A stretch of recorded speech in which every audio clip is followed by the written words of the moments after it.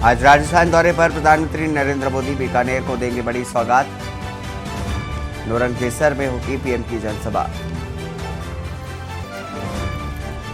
CM Yogi Adityanath आज 227 आरक्षियों को बांटेंगे नियुक्ति पत्र। डिप्टी सीएम ब्रजेश पाठक भी रहेंगे मौजूद। लोक भवन सभागार में होगा कार्यक्रम। 2 दिवसीय प्रयागराज दौरे पर deputy CM Keshav Prasad Maurya police line पहुंचकर करेंगे बैठक। निर्माणाधीन परियोजनाओं का भी करेंगे निरीक्षण।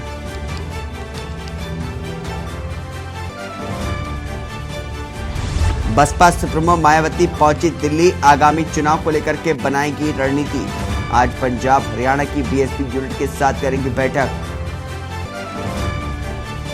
मेरठ में कांवड़ यात्रा को लेकर के प्रशासन अलर्ट। दिल्ली देहरादून हाईवे पर भारी वाहन प्रतिबंधित। 2 शिफ्टों में लगाई गई है पुलिसकर्मियों की ड्यूटी। और बारिश के मौसम में सब्जियों के दामों में लगी आग। अदरक टमाटर के बाद हरी सब्जियों के दामों में इजाफा। आम जनता हुई परेशान। आप देख रहे हैं के न्यूज, खबरों का सारथी। नमस्कार, स्वागत है आपका खबर उत्तर प्रदेश में। मैं हूं आपके साथ हारिस। लखनऊ से अहम जानकारी आपको बता दें, सीएम योगी आदित्यनाथ का आज का कार्यक्रम 227 आरक्षियों को करेंगे नियुक्ति पत्र वितरित। बता दें कि यूपी पुलिस भर्ती एवं प्रोन्नति बोर्ड द्वारा चयनित हुए हैं सभी अभ्यर्थी। कुशल खिलाड़ी कोटे में चयनित हुए हैं सभी अभ्यर्थी। बता दें कि कार्यक्रम में डिप्टी सीएम ब्रजेश पाठक भी मौजूद रहने वाले। बताया जा रहा है कि डिप्टी सीएम केशव प्रसाद मौर्य भी इस दौरान कार्यक्रम में मौजूद रहेंगे। खेल एवं युवा कल्याण राज्य मंत्री गिरीश चंद्र भी शामिल होंगे। बता दें कि सुबह 11 बजे लोक भवन सभागार में कार्यक्रम का आयोजन किया जाना है। तो अहम जानकारी आपको बता रहे हैं लखनऊ से, जहां पर सीएम योगी आदित्यनाथ का आज का कार्यक्रम आपको बता दें।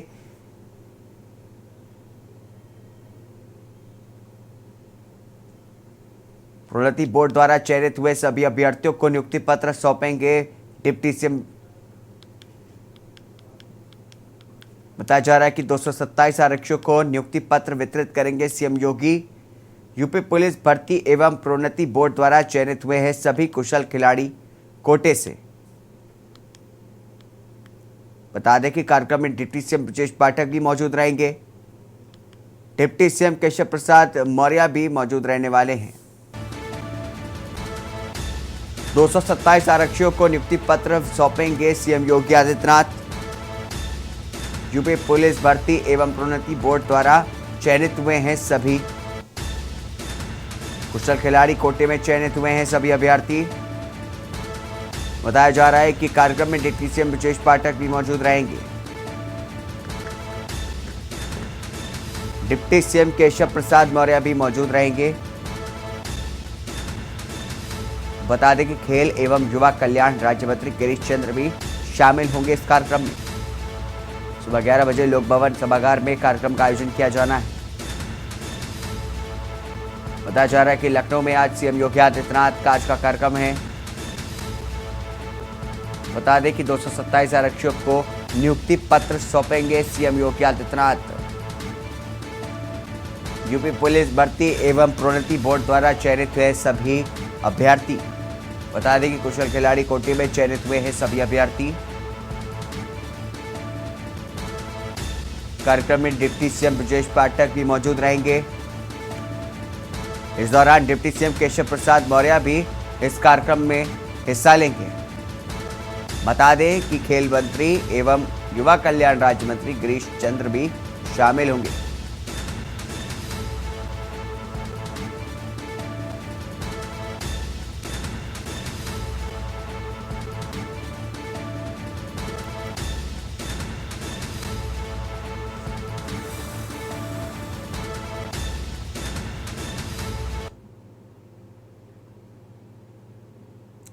बता दें कि डिप्टी सीएम केशव प्रसाद मौर्य का 2 दिवसीय प्रयागराज दौरा है। आज सुबह 10:35 पर यानी अब से कुछ ही देर में पुलिस लाइन पहुंच जाएंगे केशव प्रसाद मौर्य। प्रयागराज के सभी ब्लॉक प्रमुख के साथ बैठक करेंगे केशव प्रसाद। सर्किट हाउस में बैठक करेंगे डिप्टी सीएम केशव प्रसाद मौर्य। तो डिप्टी सीएम केशव प्रसाद मौर्य का आज 2 दिवसीय दौरा है प्रयागराज का। बता दें कि आज सुबह 10:35 पर पुलिस लाइन पहुंचेंगे प्रयागराज के सभी ब्लॉक प्रमुख के साथ बैठक करेंगे केशव प्रसाद मौर्य। सर्किट हाउस में बैठक करेंगे deputy CM Keshav Prasad Maurya. Circuit house में बैठक करेंगे डिप्टी सीएम केशव मौर्य। बताया जा रहा है कि विभागीय अधिकारियों के साथ भी बैठक करेंगे केशव प्रसाद मौर्य। निर्माणाधीन परियोजनाओं का स्थलीय निरीक्षण करते हुए नजर आएंगे। बताया जा रहा है कि सर्किट हाउस में रात्रि विश्राम करेंगे डिप्टी सीएम केशव प्रसाद मौर्य। बताया जा रहा है कि डिप्टी सीएम केशव प्रसाद मौर्य का 2 दिवसीय प्रयागराज दौरा है। आज सुबह 10:35 पर यानी कि अब से कुछ ही देर में पुलिस लाइन पहुंच जाएंगे केशव प्रसाद मौर्य। प्रयागराज के सभी ब्लॉक प्रमुख के साथ बैठक करेंगे। इस दौरान सर्किट हाउस में बैठक करेंगे deputy CM Keshav Prasad Maurya. Circuit house में बैठक करेंगे डिप्टी सीएम केशव प्रसाद मौर्य। विभाग के अधिकारियों के साथ भी बैठक करते हुए नजर आएंगे केशव मौर्य। बताया जा रहा है कि निर्माणाधीन परियोजनाओं का स्थलीय निरीक्षण करेंगे। सर्किट हाउस में रात्रि विश्राम करेंगे डिप्टी सीएम केशव मौर्य का 2 दिवसीय प्रयागराज दौरा है।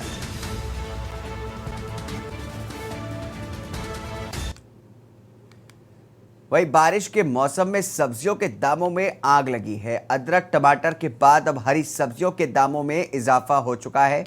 बता दें कि टमाटर 160 के पार तो अदरक 250 रुपए किलो के पार जा चुका है। अदरक टमाटर के बाद अब हरी सब्जियों पर भी बढ़ते दामों का असर देखने को मिल रहा है। टमाटर 160 तो अदरक 250 रुपए प्रति किलो बिक रहा है। बता दें कि करेला 75, परवल 110, हरी मिर्च 140 रुपए प्रति किलो बिक रही है। अदरक टमाटर के बाद अब हरी सब्जियों के दामों में इजाफा होता हुआ नजर आ रहा है। टमाटर 160 रुपए किलो और अदरक 250 रुपए प्रति किलो तो बिक ही रही है। इसके साथ ही हरी सब्जियों में के दामों में इजाफा हुआ है। करेला 75 रुपए किलो, परवल 110, हरी मिर्च 140 प्रति किलो बिक रही है। भिंडी 50 रुपए तो बैंगन 75 रुपए किलो बिक रहा है। तो बारिश के मौसम में सब्जियों के दामों में लगी आग। अदरक टमाटर के बाद हरी सब्जियों के दामों में इजाफा। टमाटर 160 के पार तो अदरक 250 रुपए प्रति किलो बिक रही है। करेला 75, परवल 110, हरी मिर्च 140 प्रति किलो। अदरक टमाटर के बाद हरी सब्जियों के दामों में इजाफा। टमाटर 160 के पार तो अदरक 250 रुपए प्रति किलो के पार। करेला 75, परवल 110, हरी मिर्च 140 रुपए प्रति किलो। भिंडी 50 रुपए तो बैंगन 75 रुपए किलो बिक रही है।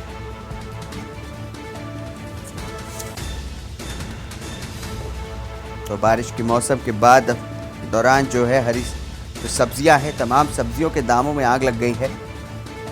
बताया जा रहा है कि टमाटर 160 के पार गया है, तो वही अदरक जो है अब 250 रुपए प्रति किलो बिक रही है। करेला 75, परवल 110, हरी मिर्च 140 रुपए प्रति किलो। अदरक टमाटर के बाद अब हरी सब्जियों के दामों में इजाफा हुआ है।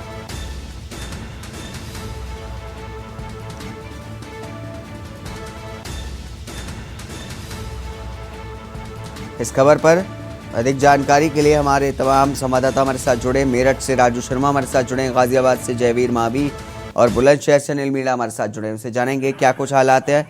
राजू, सबसे पहले आपके पास आएंगे, मेरठ में किस तरीके से असर देखने को मिल रहा है, क्या कुछ वजह है इन बढ़ते दामों के पीछे? हाँ बिल्कुल, देखिए पिछले लगभग 2 सप्ताह से जो सब्जियां है उनके दामों में भारी बढ़ोतरी हो रही है। हरी सब्जियों की बात कर ले या टमाटर की बात कर ले, अदरक की बात करें, तो तमाम जो सब्जियां है रोजमर्रा में इस्तेमाल होने वाली, उनके दामों में लगातार बढ़ोतरी हो रही है।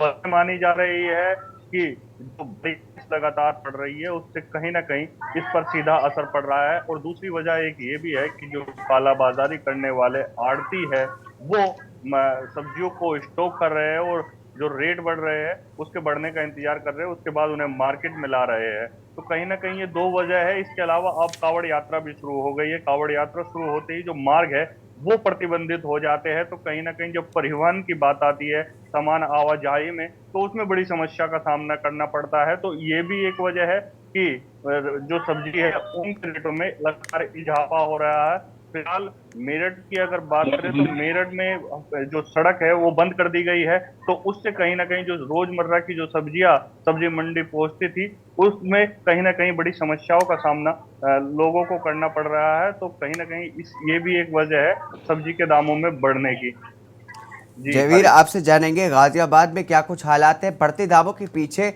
जो व्यापारी हैं वो किसको वजह बता रहे हैं, और जब देखा जाता है कि जब सप्लाई जो है कम होती है तो पैसा जो है वो बढ़ जाता है, दाम बढ़ जाते हैं, तो क्या कहा जा सकता है कि जमाखोरी इसके पीछे एक वजह है, या बारिश को ही बस दोष ठहराया जाएगा? देखिए हरीश, इस समय जो महंगाई बढ़ रही है उसके कई कारण फिलहाल जो सामने देखने को आ रहे हैं। सबसे पहला जो कारण है वो लगातार जिस तरह से बारिश हो रही है, तो बारिश कहीं ना कहीं जो हरी सब्जियां जैसे टमाटर हो या अन्य सब्जियां हैं वो बारिश में कहीं ना कहीं नुकसान हो जाता है। उसके अलावा अब हरिद्वार से कांवड़ यात्रा चल चुकी है, तो मेरठ मुजफ्फरनगर होते हुए जो तमाम रास्ते हैं वो आज से पूरी तरह से जो बड़े वाहन उनके लिए बंद कर दिए गए हैं। जी। वही जो जमाखोर हैं वो भी कहीं ना कहीं इस मौके का लाभ उठाते हुए नजर आ रहे हैं, क्योंकि दुकानदार जानते हैं, जो आड़ती हैं वो जानते हैं कि 8 तारीख से जिस तरह सर्कुलर जारी किया गया था गाजियाबाद जनपद में कि जो बड़े रास्ते हैं रूट डाइवर्ट कर दिए जाएंगे और रास्तों का जो परिवर्तन होगा, तो कहीं ना कहीं उन सब चीजों को देखते हुए आड़तियों ने इस मामले में स्टॉक भी किया हुआ है, जो अब धीरे धीरे चीजें निकल कर आ रही है। हालांकि अभी जो अति आवश्यकता की चीजें हैं, जो सब्जी की है, वो हर व्यक्ति को दिन में कम से कम 2 बार सब्जी परिवार को चाहिए जी। ही चाहिए। तो कहीं ना कहीं जो आड़ती हैं वो जो जमाखोर हैं वो भी इसका एक बड़ा कारण है। और बारिश और कावड़ यात्रा तमाम ऐसे कारण बन रहे हैं जिनके चलते अब लगातार जो महंगाई है वो बढ़ती जा रही है। और उम्मीद है कि अभी और आने वाले जो समय है, जिस तरह के जो बारिश के जो मौसम की जो चेतावनी है, जो मौसम का अलर्ट है, गाजियाबाद में अभी भी बारिश पड़ रही है और कहीं ना कहीं इस बारिश का प्रभाव एक बार फिर सामने भी आएगा। जल भराव होगा, रास्ते बंद होंगे, जाम होगा, तो तमाम ऐसे कारण हो सकते हैं जिनकी वजह से जो सब्जियों के फलों के जो दाम है वो तेजी से बढ़ रहे हैं। तो सरकार को, हालांकि जो प्रशासनिक अधिकारी हैं उनको ऐसे जो वाहन है, जो सब्जी के वाहन है, हालांकि छूट दी जाती है, सब्जी के वाहनों को रोका नहीं जाता, वो किसी भी रास्ते जी। से आ जा सकते हैं, लेकिन जो आड़ती हैं, जो बड़े व्यापारी हैं, इन चीजों का लाभ उठाते हैं। और छोटे आड़ती को भी महंगी सब्जी मिलती है तो उनकी मजबूरी है कि उन्हें महंगे में ही बेचना होगा। जो दाम है वो लगातार बढ़ रहे हैं और आम जनता, जो लोग आम जनजीवन है, उस पर एक बड़ा प्रभाव इस सब महंगाई का पड़ रहा है। कहीं ना कहीं जो बजट है वो खराब हो रहा है और कहा जा सकता है कि जो थाली है, जो खाने की थाली है, जिसे हम रोज दिन में 2 बार भोजन अति आवश्यकता की है, तो कहीं ना कहीं उसका स्वाद भी बिगड़ता हुआ नजर आ रहा है। जी। हालांकि देखना होगा कि जिला प्रशासन इस मामले में लगातार बढ़ती हुई सब्जी की जो महंगाई है उसको लेकर कितना अलर्ट है, क्या उस पर कोई कार्रवाई करेगा ठीक या है। फिर अभी कावड़ यात्रा में ही लगा रहेगा, उसके बाद ये सब चीजें देखनी होंगी। तो कहीं ना कहीं फिलहाल कावड़ यात्रा, लगातार बारिश, ऐसे कुछ कारण हैं जिनकी वजह से संभावना है। हालांकि जमाखोरी इसमें मैं एक बड़ा मामला मानता हूं। जो जमाखोर हैं, जो बड़े आड़ती हैं, वो जमाखोरी में लगे हुए हैं और अपने निजी स्वार्थ के चलते इन सब चीजों के रेट बढ़ाए हैं। जी हाँ जी। ठीक है अनिल। अनिल, आपके पास आएंगे, आपके आपसे जानेंगे कि कोई वजह बताई जा रही है कि भारी बारिश के चलते जो है दाम बढ़ रहे हैं, जमाखोरी एक वजह बताई जा रही है, कांवड़ यात्रा जो अब शुरू हो गई उसके पीछे भी बताई जा रही है कि दाम बढ़ रहे हैं। जनता जो है वो किसको दोषी मान रही है, वो किसको मानती है कि किसकी वजह से दाम बढ़ रहे हैं? क्या कुछ कह रहा है बुलंदशहर की जनता का?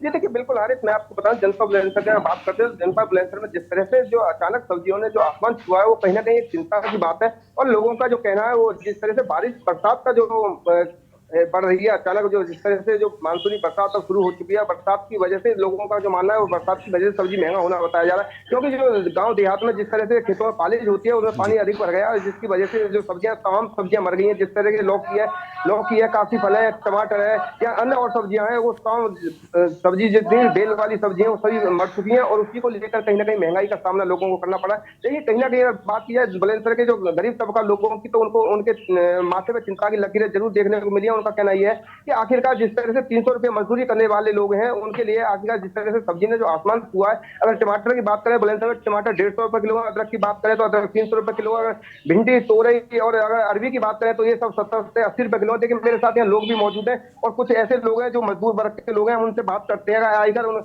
क्या नाम है? मेरा नाम सतीश चंद्र है सर।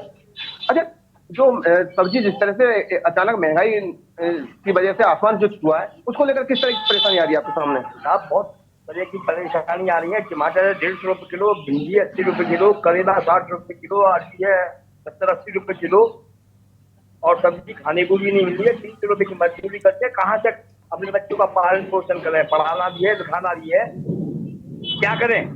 सरकार क्या कर रही है महंगाई के बारे में? कुछ सोचा गरीबों के बारे में? सरकार ये कह रही है हमने महंगाई कम करी है। कोई महंगाई कम नहीं करी, यहाँ दम निकला जा रहा है। बच्चों को पढ़ाया 300 रुपये मजदूरी करने वाला आदमी 70 रुपये का टमाटर, 80 रुपये का, 150 रुपये टमाटर कहाँ से लाएगा? एक टमाटर 10 रुपये का पड़ रहा है, कहाँ से लाएगा? हरी मिर्च 50 रुपये किलो, कहाँ से लाएगा? 80 रुपये किलो है हरी मिर्च, कहाँ से लाएगा? अच्छा, आपका क्या कहना है इसको लेकर महंगाई को? महंगाई बहुत ज्यादा है। महंगाई गरीब आदमी क्या करे बताओ?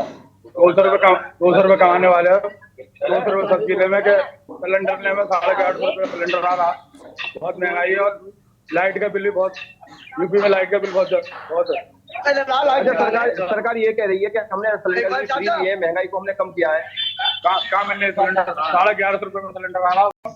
अच्छा, आप क्या कहोगे भैया, आप बताओ किस तरह की परेशानी है? परेशानी का 400 रुपये हमारे महंगाई अच्छी है, महंगाई अच्छी होनी चाहिए। करेला के 400 में 50 रुपये करेला होगा और नमक मिर्च तेल जुड़ा कहाँ से? पढ़ाई लिखाई बच्चों को कहाँ से लाभ है? तो किस तरह की परेशानी आ रही है परिवार में? आएगा परिवार में गुजारा कैसे? 50 रुपये में 4 करेले दे रही है। 50 रुपये में 4 करें। अच्छा, ये करेले लेने आए आप? हाँ, करेले लेने। तो अनिल, आपसे जानना चाहेंगे जिस तरीके से दाम बढ़ रहे हैं उससे जनता क्या कुछ कहती है, सरकार को इसमें कितना दोषी ठहराती है? अच्छा, एक बात बताइए, जिस तरह से लगातार जो सब्जियों के दाम बढ़ रहे हैं उसको लेकर सरकार को कितना दोषी मानते हैं आप? सरकार को दोषी मानने हैं, महंगाई से बहुत ज्यादा है। अच्छा, तो सरकार से क्या अपील करना चाहते हैं आप? यह कि गरीब आदमियों के लिए कुछ करे सरकार। तो यानी कि आप लोगों को कहीं ना कहीं, बहुत गरीब तबका को, जो मध्यम वर्ग के लोगों को कहीं ना कहीं परेशानी का सामना करना पड़ रहा है। सरकार तो उम्मीद है कि सरकार गरीब आदमी के बारे में कुछ हो जाए।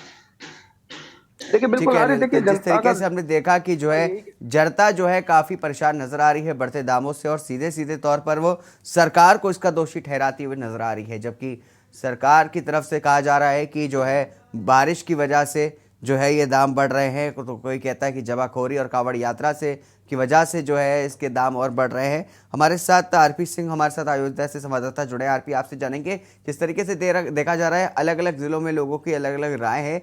अयोध्या के जो व्यापारी हैं, मैं जानना चाहूँगा कि व्यापारी पर इसका क्या कुछ असर पड़ता है जब दाम बढ़ते हैं? तो रामनगरी अयोध्या में जो है इस समय जो बड़े व्यापारी है वो तो डंपिंग पॉलिसी बनाए हुए, छोटे व्यापारी के और यहाँ आम जनता की कमर टूट चुकी है। जो छोटे व्यापारी जो है उनकी सेल भी कम हो गई है, मतलब जो दूना थी वो आधे पे आ गई है। और जो जिसके दाम बढ़ने की वजह से काफी दिक्कतें आई हैं। जो यहाँ का आम नागरिक है जो पहले झोला भर के सब्जी लेके आता था, वो 2 सब्जी 3 सब्जी लेकर किसी तरह जीवन यापन करता है मानो जी। तो महंगाई का असर जो है साफ तौर पर जो है आम आदमी की जेब पर पड़ रहा है, क्या कुछ बताएंगे उसको लेकर के? उसको लेकर के अभी हम बात करा रहे हैं। ये लोग हैं कितनी महंगाई, जो सब्जी कितनी महंगी है, क्या है, वो पूरी बात बताएंगे। भाई साहब, हाँ बताइए कि सब्जी क्या रेट में बिक रही है इस समय? कोई 40 रुपये, कोई 50 रुपये, कोई 30 रुपये, कोई 80 रुपये किलो है। और बारिश की वजह से थोड़ा सब्जी महंगी हो रही है। और मतलब सेल आपकी कैसी रही है? जैसे पहले मान लीजिए हम 50 रुपये बेचते थे, 40 रुपये मिल रहा, थोड़ा मतलब आधे से ज्यादा डाउन हो गई है। थोड़ा 50 रुपये बेचते थे, 30 रुपये 40 रुपये मिल रही है, थोड़ा महंगा हो गया सब्जी, यही लिए बस। जी मानो जी, मतलब इन लोगों का यही कहना है कि सेल जो है एकदम आधी हो गई है और जो है पब्लिक जो आ रही है मिनिमम सब्जी जितने पैसे हैं मतलब जेब भरने के लिए, भाई साहब जेब भरने के लिए थोड़े बहुत, ये हमारे यहाँ सब्जी खरीद रहे थे इनकी महंगाई को सब्जी क्या रेट चल रही है सर? इस समय थोड़ा महंगाई है, मतलब सब्जी ने कमर तोड़ दी है लगभग। आम आदमी का आदमी के लिए तो देखो बहुत महंगी है, जी बरसात की वजह से और ज्यादा महंगी हो गई। ठीक है। जी जी ठीक है आरपी जी, तो जैसे कि आपने दिखाया कि आम जनता जो है वो काफी परेशान है, साथ ही साथ व्यापारी भी काफी परेशान नजर आ रहा है। किसी के लिए कोई अच्छी खबर नहीं आ सकती है। जिस तरीके से दाम बढ़ रहे हैं, कहा जा रहा है कि टमाटर और अदरक के दाम तो आसमान छू ही रहे हैं, साथ ही साथ उसका असर जो है वो बाकी की जो हरी सब्जियां उन पर भी अब पड़ता हुआ साफ तौर पे दिखाई दे रहा है। तो साफ तौर पर कि जो गरीब की जो थाली है वो महंगी हो चुकी है और जो है बढ़ते दामों से आम जनता त्रस्त नजर आ रही है। आप सभी का बहुत बहुत शुक्रिया तमाम जानकारी इकट्ठे देने के लिए। और बढ़ते दामों पर किस तरीके से सरकार के द्वारा रोक लगाई जाए, इसको लेकर के जनता काफी त्रस्त है। बता दें कि मेरठ से खबर है जहां पर कांवड़ यात्रा को लेकर के प्रशासन अब अलर्ट नजर आ रहा है। दिल्ली देहरादून हाईवे पर भारी वाहन प्रतिबंधित कर दिए गए हैं। कांवड़ यात्रा को लेकर के प्रशासन अलर्ट मोड पर। दिल्ली देहरादून हाईवे पर भारी वाहन प्रतिबंधित। तो बता दें कि भारी वाहनों का आवागमन जो है वो प्रतिबंधित कर दिया गया है। कांवड़ यात्रा के मद्देनजर ये फैसला लिया गया है। कल से वन वे किया जाएगा दिल्ली देहरादून हाईवे। कल से वन वे किया जाएगा दिल्ली देहरादून हाईवे। इस खबर पर अधिक जानकारी के लिए हमारे संवाददाता राजू शर्मा हमारे साथ जुड़े हैं मेरठ से। राजू, आपके पास आएंगे, आपसे जानेंगे किस तरीके से प्रशासन जो है अलर्ट मोड पर नजर आ रहा है और बताया जा रहा है कि प्रतिबंधित कर दिया, इसको लेकर के क्या कुछ जानकारी देंगे? हाँ बिल्कुल, देखिए हरीश, कांवड़ यात्रा को देखते हुए मेरठ प्रशासन अलर्ट हो गया है और जो दिल्ली देहरादून हाईवे है उसको आज से भारी वाहनों के लिए प्रतिबंध कर दिया गया है। जो भारी वाहन है वो हाईवे से होकर नहीं गुजर पाएंगे क्योंकि कांवड़ियों का जो जत्था है वो अब मेरठ में आना शुरू हो गया है। भारी तादाद में कांवड़िया मेरठ से गुजर रहे हैं और अपने दिल्ली और हरियाणा और राजस्थान के लिए कूच कर रहे हैं। तो इसको देखते हुए मेरठ प्रशासन जो है वो अलर्ट है और यातायात व्यवस्था को सुचारू रखने के लिए ये प्रतिबंध लगाया गया है। माना जा रहा है कि 2-3 दिन बाद और जो अन्य जो छोटे वाहन हैं, हल्के वाहन जिन्हें कहते हैं, उनको भी प्रतिबंध कर दिया जाएगा। जिला प्रशासन का कहना है कि कांवड़ यात्रा को प्राथमिकता पर सकुशल संपन्न कराना ही हमारी प्राथमिकता है और किसी भी कीमत पर कांवड़ यात्रा में कोई भी विघ्न उत्पन्न नहीं होने दिया जाएगा। कोई इस तरह का प्रयास करता है तो उनके खिलाफ सख्त कार्रवाई अमल में लाई जाएगी। हरीश जी, राजू जी, जैसा कि आपने बताया कि कांवड़ यात्रा को लेकर के प्रशासन मोड पर अलर्ट नजर आ रहा है। प्रशासन बहुत बहुत शुक्रिया तमाम जानकारी के लिए। तो आपको बता दें कि कांवड़ यात्रा के मद्देनजर तमाम प्रशासन जो है कदम उठा रहा है। जो भारी वाहन है उनका आवागमन जो है वो प्रतिबंधित कर दिया गया है ताकि कांवड़ यात्रा में कांवड़ियों को किसी भी तरह की कोई दिक्कतों का सामना न करना पड़े। बताया जा रहा है कि दिल्ली देहरादून जो हाईवे है उसे वन वे किया जाएगा ताकि कांवड़ यात्रा आराम से वहां से गुजर सके।